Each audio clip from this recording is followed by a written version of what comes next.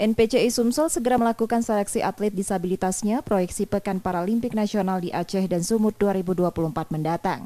Pada Peparnas 2024 mendatang, Sumsel menargetkan menembus posisi 6 besar. Selain itu, Sumsel juga berencana mendatangkan tim klasifier internasional agar atlet NPCI-nya tidak gagal dalam klasifikasi. Aceh kami kan sekarang di peringkat 9, tentunya kita target harus meningkat, walaupun kami tahu kan di peringkat 10 itu ada Jawa Timur, jadi mempertahankan juga berat, tapi kami yakin optimis kalau dengan upaya-upaya yang ada, dengan kekompakan yang ada di kabupaten kota, kami yakin bisa menembus 6 besar. Di Peparnas Papua 2021 lalu, Sumsel menempati peringkat 9 klasemen akhir dengan 14 emas, 16 perak, dan 17 perunggu.